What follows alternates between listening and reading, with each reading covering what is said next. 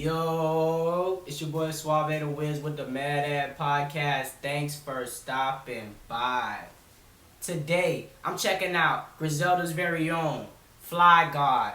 WestSide Gunn, he dropped his sequel tape to Fly God, An Awesome God. This is Fly God 2. So check it out. WestSide Gunn is a part of the collective Griselda out of Buffalo, New York. This is with Conway the Machine, Benny the Butcher. And these guys have been relentless in their means of really rapping that street shit and actually carrying hip-hop on their back. So, today, I'm definitely going to give a thorough review on this album. I'm going to give it my ins and outs, my do's and don'ts, and my favorite tracks. So, let's get into it. Alright, for starters, there are 14 tracks on this. And, most of it is just, skit-based. And it's like, okay, I get the skits, WestSide, you know what I'm saying? I'm here for the skits. I love that in hip-hop. But a lot of the song, I feel like WestSide is not rapping the entire song. It's like, yo, you would pause amidst the song, let alone, it'd be a big pause. The rest of the song would be a sample. Yo, what happened to the rest of the bars? You know what I'm saying? But artistically, I feel like WestSide actually knew what he was doing. This might have just been a flex for the up-and-coming artist that he's trying to put on. So, I kind of get what he was doing with this album. It's more so like an introduction album to his artists that are under Griselda, I guess. So, I felt that. But, I feel like this tape had a variety of dope features. My favorite feature will be Armani Caesar being the most notable. She really came with that energy. She did not disappoint. Everyone else, even the Benny feature was relatively good. It was nice. But I felt like Fly God, I just know what to expect from Fly God, and I felt like this could have been a little harder.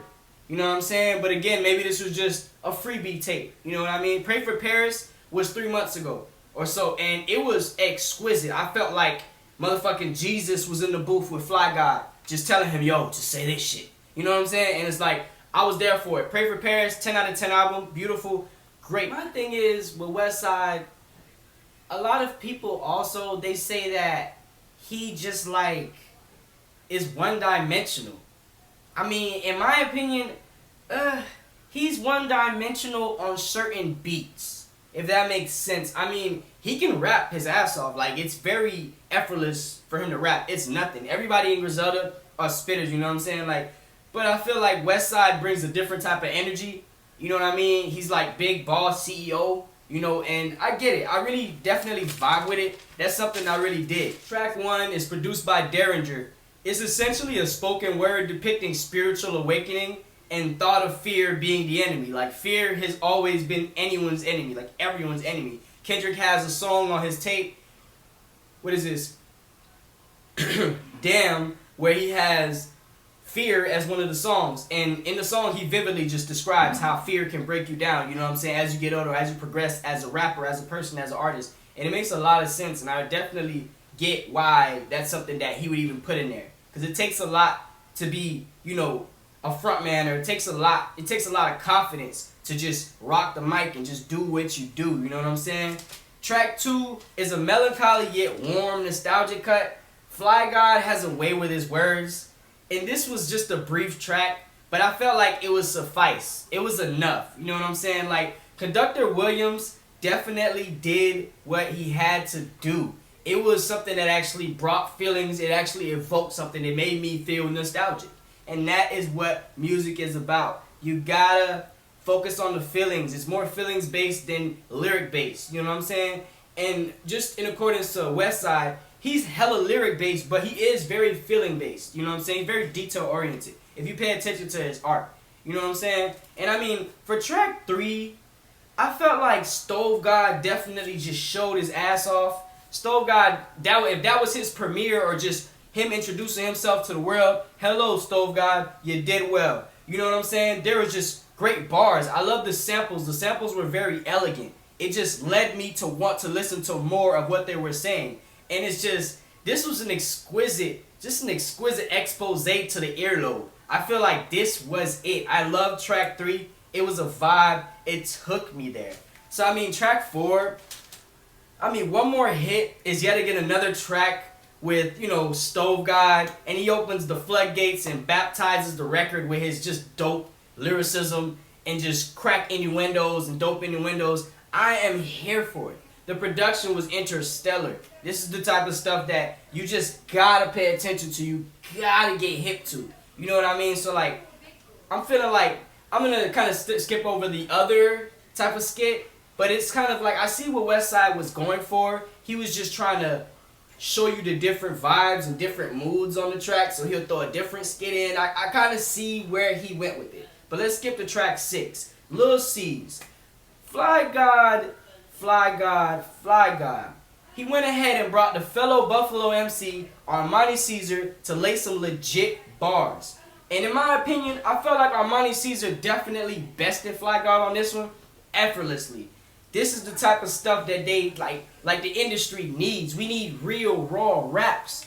Shove it down their mouth. Hit them with the spoon. This is the stuff I'm talking about. This was a freaking excellent track. I couldn't have said it any better. This was perfectly knitted, perfectly done, perfectly produced. This was it. I was definitely rocking with track 6. We transitioned to track 7. Buffs vs. Wires, featuring Benny the Butcher and Boldy James. These were a solid pairing and just overall solid performance. Benny has a niche when it comes to talking street shit. This is what Benny does. When you're accustomed to being in the streets and doing stuff like this is all you know. So this is what you do. It's kind of a common sense thing. So I get it. You know what I'm saying? Of course your raps and your words are going to be reflecting of your experiences. So I'm definitely here for the Boldy James and Benny feature. That was definitely supercharged. As the album is kind of coming to an end, you know, it's like he transitioned, Fly Guy, he transitions from that street thug shit into some love shit. He has Keisha Plum on the feature, I guess she's a singer or whatever. And I felt the shift, but it was pretty weak. You know what I'm saying? Towards the end, I kind of like how Stove God came in and he totally just, you know, did what Stove God does. And then the very last track, that last feature, Cold Blooded. But as I said, I mean, I felt as though the story didn't progress as much as it needed to or it should have. It's like there was so many hiccups in this album, but I don't write off the artistry. Like, this was great art. I love the art. I love the samples. I like how WestSide put all this together. But I felt like this was probably one of WestSide's weaker albums. Not a trash album, but it was not the best it could have. It was lacking substance, and I know WestSide know about substances. But I mean, this right here was something that it was kind of a hit and miss for me. Initially at the beginning of the album, I was here for it. But when I kind of got to the end of the album, it kind of was like, okay, it's too much of these cutaways. And the songs are kind of short. It's like WestSide is not giving us all the bars. Like, bro, who are you giving the bars to? Like, come on, man. You got to be dropping bars. This is unlike WestSide. You know what I mean? But I'm not going to just bully him or say anything negative. This actual tape, all in all, I mean, lyrically, I felt like WestSide did not miss a beat. This was so solid. WestSide always comes with a pen and a bazooka. This is what it is. This is what hip-hop is about. Creativity, you know, the sample game. Samples are essential, in my opinion. When you look at the mecca of hip-hop, there's always been samples that carries tracks to let you feel, you know what I'm saying, more than what I'm saying to you on the track. Just let you feel. So I love the sample game. I love how the producers came together and did their thing, you know what I'm saying? Lyrically, in unison with everybody on there, I felt like this was a solid performance. I felt lyrically it was a solid 9. Everybody did their effing thing. Nobody missed a beat. So I mean, production-wise, shout out the dudes that made the beat. Shout out the dudes that picked the beat, aka WestSide or whomever. Like, yo, I seen there was a cut with DJ Shay on there. Yo, I know DJ Shay's work from 18 Wheeler with Benny the Butcher and Pusha. I'm like, yo, this was a fucking banger. Also, Derringer. I'm surprised there was no Alchemist or Spanish Ram. You know what I'm saying? This right here was an effing vibe. I loved all the production across the line. I can't complain about it. It was really good. It's just, you know, of course, it's what you do with your voice and your tone on the track. You know, I didn't agree with every move Fly God made, but I would say his production selection, excellent, exquisite. I'm going to have to give this production a solid 10. Dope shit. So, I mean, look, delivery-wise, Fly God. Fly has a way with delivering. You know, he comes on with the casual gun sounds, and I'm here for it every time.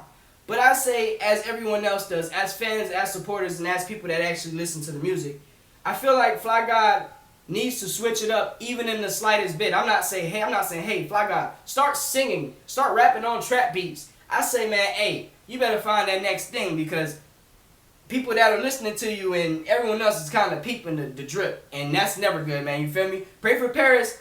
That shit has a lot of fuel still, so I mean, I'm not complaining. I'm not really complaining. This tape was just I feel like a filler tape. The next tape must be top tier, and I don't doubt it. So I mean, look, delivery-wise, I felt like Fly God delivered elegantly across these tracks. I don't feel like he really missed anything. It was just missing more words. I don't know how to put it. It's like I felt like he was lacking a lot of words. Some of the songs just went on with more of the beat than Fly God, and that's what I was not really feeling. You know, but besides that, the delivery on these tracks, I give it a solid 8. Fly God was there, he landed, he did his damn thing. Okay, so look, WestSide Gunn, Fly God 2. Overall, I'm feeling like this track took me somewhere else. The whole entire record was interesting to me. I felt like I had to listen to it a couple times to really get it, because when I first heard it, I kind of wrote it off immediately.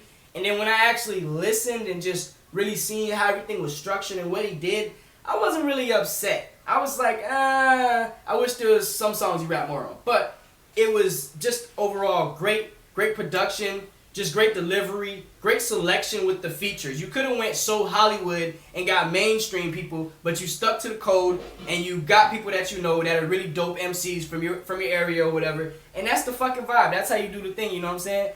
So I mean, overall, he didn't miss any beats. I felt like this was a solid cut, solid tape. I'm fucking with it. So I'm going to have to give this a solid 8. Y'all go check out WestSide Gunn, Fly God 2. That shit is pop. It's been the Mad Ad Podcast with your boy Suave the Wiz. Please don't forget to like and subscribe. If you have any comments or concerns, don't hesitate to leave a comment below. I'm out of here.